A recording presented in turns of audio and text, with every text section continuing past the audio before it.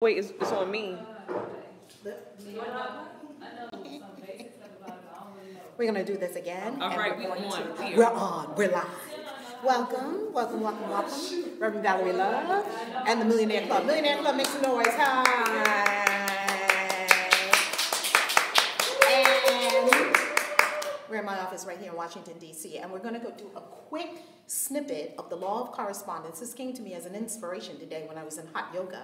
So we're going to do a quick snippet of the law of correspondence and how you can use the law of correspondence to heal your relationships. And we're going to use this at the Sedona retreat. I hope I'm looking into the camera. Like, I don't even know where the camera is. Am I looking the right way?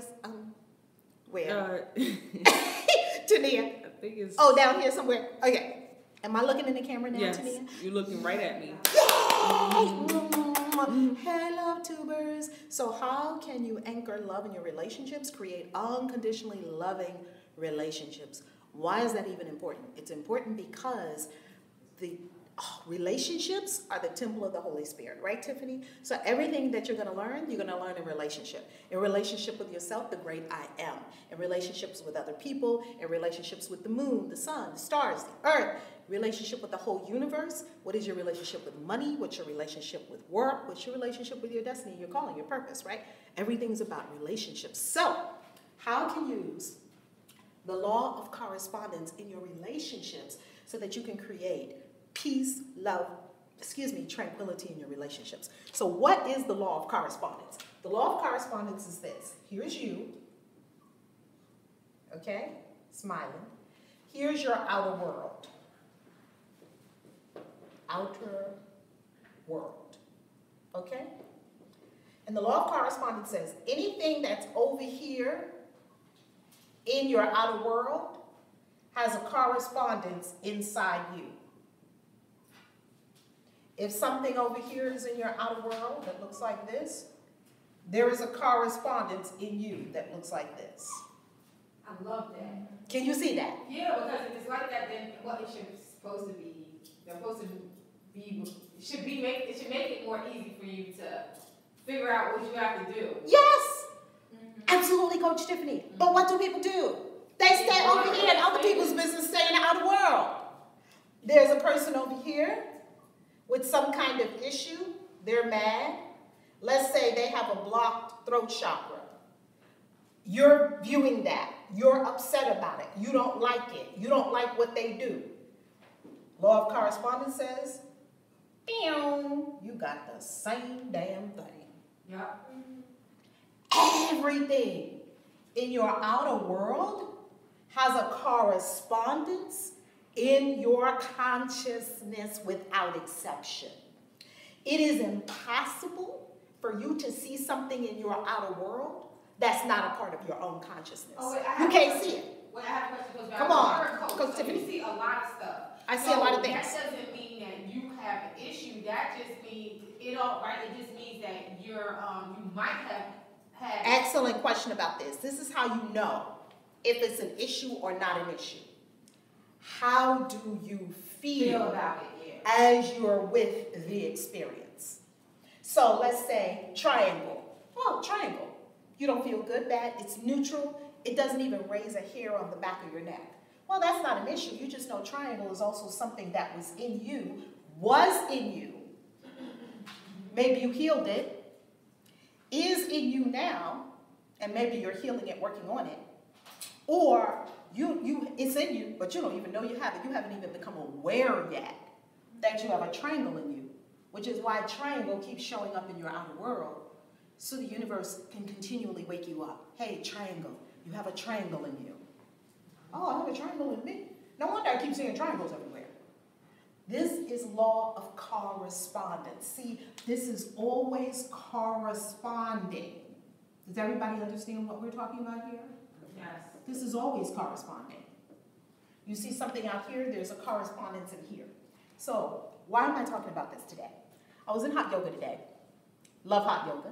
Tiffany, congratulations on starting hot yoga. Yay! Let's give it's Coach Tiffany Jackson a hand. So I'm in hot yoga today. I'm all doing my hot yoga poses and whatnot. And the person next to me, he's doing this. I'm like, okay. Now, you know it's quiet in the hot yoga studio, right? Tiffany's face just went like, what?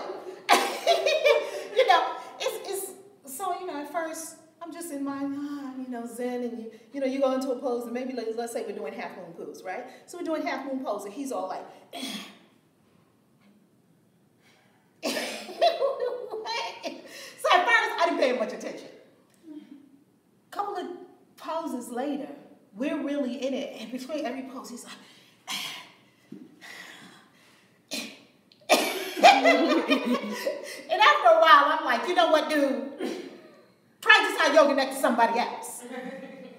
There was something in my world that I was seeing that I did not like. Now, if you're totally unaware, oblivious, have no awareness, not on the spiritual path, clueless, you still stuck in the matrix, you will say that person is the problem. Isn't that what people say? Isn't that what people do? Oh, you're the problem. Shh, go somewhere else and practice. You're making noise. And how is it landing on me? You also want to pay attention to how is it landing on me. So here's what was going on with him. He was making these noises. And the noises to me, he was making noises, and the noises to me sounded like struggle. That's how it landed on me. It sounded like struggle, like he was struggling, like, that kind of thing. There's no struggle in yoga. Like, this is Zen, right? But some of those postures are very challenging. But we don't make grunts and noises in hot yoga. That's just not how we do, right? It's quiet, and we breathe through it. You breathe through it. Maybe he didn't know it, whatever the case may be. So anyway, this person's doing something. There is an upset in my energetic system. Not a big upset, but, and like it says in A Course in Miracles, there are no small upsets, right? Because they are all equally disturbing to my peace of mind. So you had peace of mind, you no longer have peace of mind. Does it matter if a pin got you there, or a camel got you there, or a tsunami got you there? It don't matter. You no longer have peace of mind. Total and complete peace of mind, right? So I was out of my total and complete peace of mind, just kind of wondering, you know, what was going on. So now what's going on? The inner chatter in my own mind is over in his lane, right? Rather than in my own meditative yoga practice. This is where this all came to me, law of correspondence, and how we can use law of correspondence to heal our relationships. So, this is how you heal it. This is how you take care of it. I know that if I'm seeing it and it's bothering me, I have the same thing. I have it. Because I'm seeing it, number one, I'm bothered by it, that means it's mine. So if I now say, by law of correspondence, I wouldn't even be able to see this thing or be bothered by this thing if this was not a corresponding aspect of my own consciousness. True? Mm-hmm. So then the question becomes, oh, I take all of my attention and focus off him, off anything outside, and I place it all within to scan my own energetic system, not in a blaming way, not in a something's wrong with me way. There's nothing wrong with me. There's nothing wrong with anybody. Everybody's perfect, whole, complete, wondrous. You're simply saying, oh, something got stuck to me like lint. It's like lint on you. You know lint is not part of the clothes. You take a lint thing, you get it off. Your divinity is your divinity. You're perfect, whole, complete. Oh, some lint got on my divinity. I'm just going to go and see where it is. I'm going to clean it off, right? It's like if you drop some food on your clothes, you clean it, and your clothes are clean again, right? That's what it was. So no longer will you go looking at other people, blaming it on other people. You will use the law of correspondence to say, if I'm seeing it, if I'm bothered by it, there's a correspondence in me, not from guilt. Oh, I caused this, I'm so bad. No. That's not the energy. In a curiosity kind of way, an inner questioning kind of way. Oh, I'm seeing this, I'm bothered by it, and if we really get upset, maybe you won't have all the presence of mind to say, oh, this thing is really upsetting me, let me calmly turn within. Maybe you need to say, because when you're really hot, you ain't gonna just think like that, right? So let's just take a breath, and you feel yourself upset by something, somebody said something, somebody did something. Just pause for a moment. Go in the bathroom, Take a breath. Close your eyes, turn within and say, okay, I am bothered by this thing. What is the correspondence in me? Taking ownership, responsibility. Power and responsibility go together. So the more responsibility you take, the more power you have. You see that? People who with great responsibility, like Barack Obama, had great power, right? They go together. But people never want to take responsibility. They want to make it that person's fault, that person's fault. The weather did it, the politicians did it, the tax man did it, the this one did it, that one did it. No, that's why you're powerless. If you own responsibility for everything in your life, saying that everything in my world is a reflection of my consciousness, is corresponding. So guess what? All of us in this beautiful office, that means there is a correspondence in our consciousness to this beautiful office.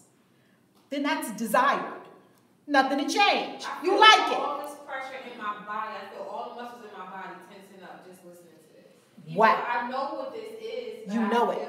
I feel all of like my face. It's starting to here. I can feel my shoulders. Yes, the energy is moving. I don't want so I realize there's a part of me that don't want to take responsibility. Right. We don't want to take responsibility. You know why we don't want to take responsibility? We don't want to take responsibility because, and Tania, I could get you to scoot over a little bit so I can see Coach Tiffany directly. Thank you so much. We don't want to take responsibility because when we were little, this was my experience. When I was a little girl and I was playing in the room with my brother, me and my brother playing, and we were tossing the covers everywhere. Oh, we tore the room up real good, right? Here comes my mother. After you having a ball, right? Here comes my mother, opens the door and walks in. Who's responsible for this? Nobody wants to be responsible for this. Oh, mom's mad. He did it, and he pointed at me. She did it. Now, who wants to take responsibility? Nobody. Because mom, see, we got that coded in us when we were tiny. Don't take responsibility. Because the person who takes responsibility is in trouble. And they're about to catch a beat down, a spanking, a punishment, or something bad's going to happen when you take responsibility. So that stayed with us.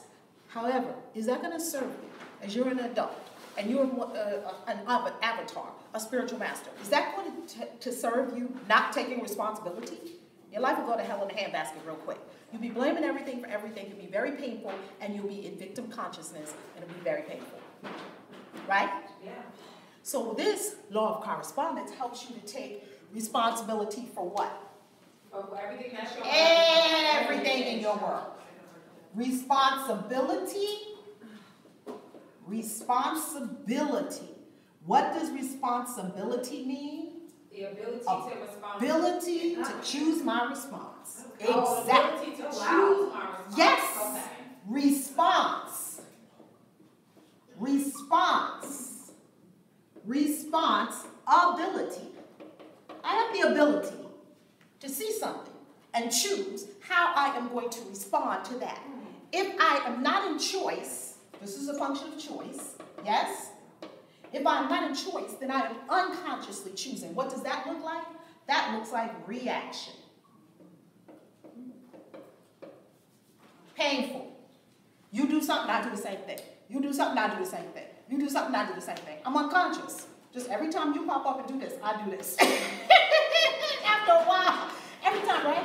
Every time. And don't you see people that operate like that? Every time you show up, you say something, they do that. It's like an autonomic response of the autonomic nervous system. How do you say that? It's a nervous system response from your subconscious mind. You're not operating in choice. You are being reactionary. Why? Because you're reacting. You're taking the same action. You keep taking the same action again and again and again and again. Expect a different result. Is that ever going to work? Are you ever going to get a different result? Right? You're never going to get a different result. So now, you want to come out of reaction and response. What does response mean? What do you see in here?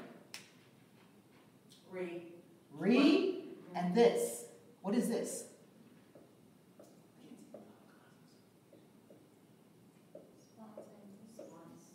Right? Is that how you spell it? Or is there another? That's right. Spontaneous. And what is that a function of? That's fun, but I think it's spontaneous, right? Yes. And isn't it in the moment? Yes. Isn't it dynamic? Oh, okay. It's right now. Yes. When you're spontaneous, you're in the moment. Yeah. Children are spontaneous. Spontaneity. I will respond. And what does the respond mean? It means that in this moment, I will consciously choose my response. It's the ability to act anew. Spontaneous. It's new. Maybe I never did this before. Maybe every time you said this, I did this. But now you come along and I'm in pain. My life's not working. I'm a victim. It's hurting. But I keep doing it. Then one day, I come on YouTube and see Reverend Val. Yep. I need some answers in my life because this is just too freaking painful. It shouldn't be this painful to be in a relationship. You're right. It shouldn't be that painful to be in relationships. So then you come and you see, oh, wait a minute. Every time they do that, I don't have to do that. I could pause, and in the moment, I could choose my response. I have the ability to choose my response. I'm going to be spontaneous in spirit, in other words, in the moment, and I'm going to choose based on what? Love, perhaps? Power? Because now you know, that, oh, this is me I'm looking at. Oh. You can look with curiosity. Oh, this is very interesting. Observing yourself, no judgment. Can I please tell you, this does not work if you have any judgment in the picture. Take judgment and cancel it. This is not about judging yourself at all. If you have any judgment and, oh man, I did it again. Oh man, why can't I get this right? Any making yourself wrong. Nope, that's not it either. That is not responsibility. I created this. Why would I create something like this in my life? How many times have I heard light workers say that? Why would I create something like this? It's horrible. They're in judgment. They're in making themselves wrong, right? That's not it. Being an observer of yourself. Oh my. Look what I just created. This is fascinating. Can't hardly, then lean in. Can't hardly wait to see what I'm going to learn out of this one, right? And then you choose to respond. Let me be present. Let me get the messages. Let me lean in. Let me learn what this is seeking to tell me. Let me draw it in to my heart of love. And the love will transmute it. Because I'm going to take ownership of responsibility of my whole world. People says, well, I'm not responsible for the whole world. Yes, you are. You see, I'm responsible for the tsunami that happens on the other side of the world. Why? Because I'm with it. I'm in the consciousness of it with everyone else. I could have meditated to the 10th degree, and maybe that tsunami would not have happened. Isn't that the truth? I'm beholding it. I'm participating in it, in the pool of consciousness, right? I could take responsibility for the whole planet if I wanted to, couldn't I? And what if we have more people that were taking responsibility for the entire planet? Wouldn't the entire planet be elevated? What if we all got together in this room and said, hey, let's take responsibility for the whole planet. Let's take responsibility for all the children, pray all them up.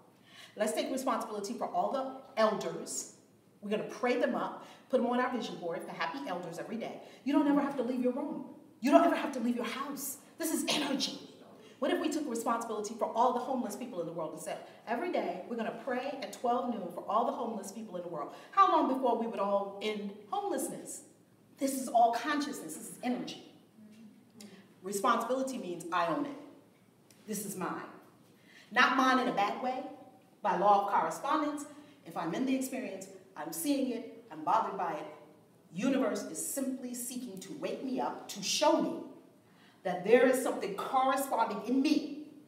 And what happens when you, go within yourself and heal your own throat chakra issue? What happens? Then you see the healing in the world. Hello. You won't see that anymore. What happens when I in struggle in my own life? It was very clear why I was next door to my beautiful yoga partner. What happens when I in struggle inside me? Will I see it anymore? No. Gone. What happens if what happens if I go inside and I rid myself of unforgiveness? What happens if I just forgave?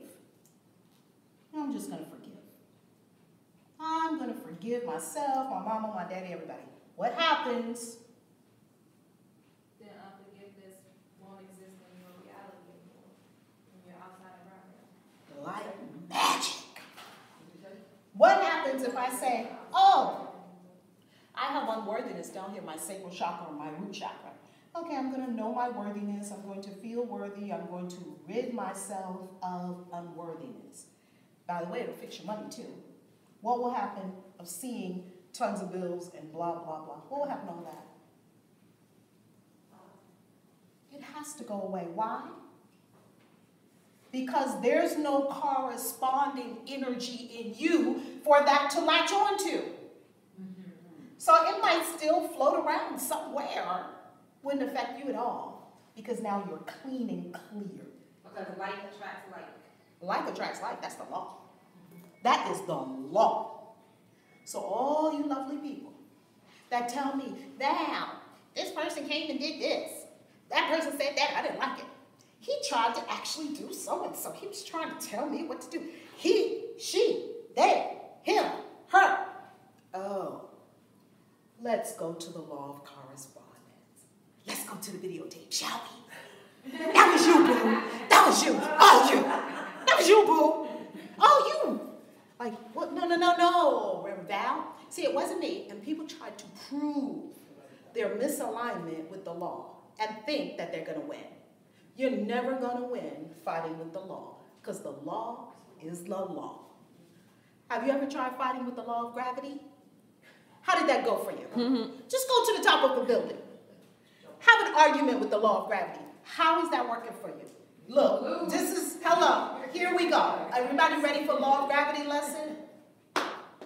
Now, if I did this 17 times, what is going to happen? Every time. If I did this 1,000,000 times, will law of gravity ever say, no, I'm not going to make that drop? This is how the law works. The same way every time. What if Gloria did it? What if I did it with my right hand? You're getting the same thing. The law doesn't change for you and me. What if I say, I don't want it to drop? What if I wear a white dress? What if I pray, please don't drop?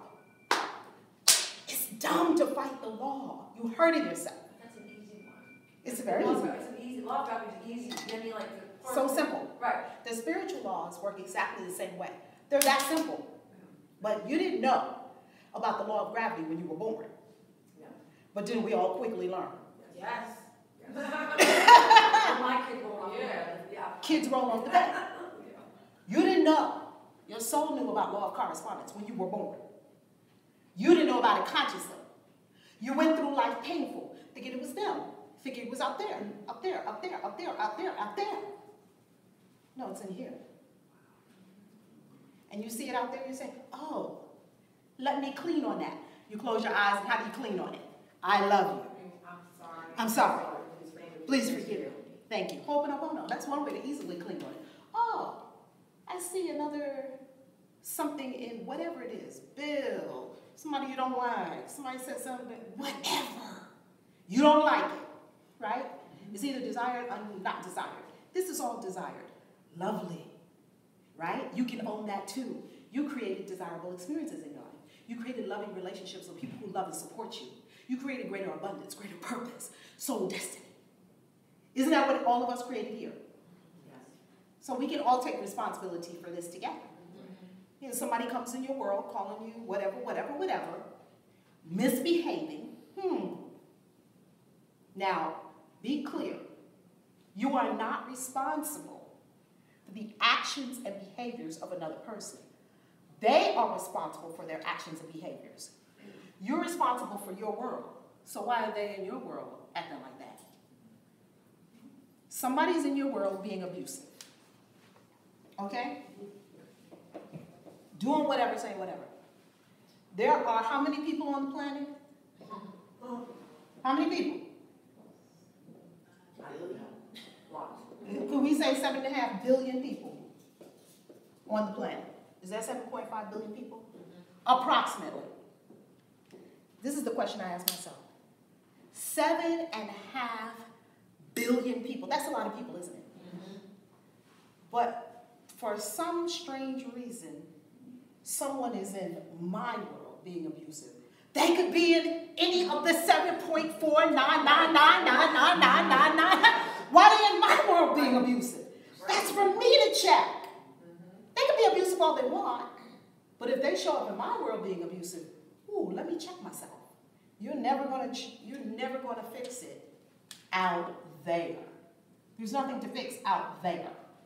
Everything is a beautiful inside job. That is the law of correspondence. I leave you with that in peace and love. Mwah! See ya! Yay! We good? End.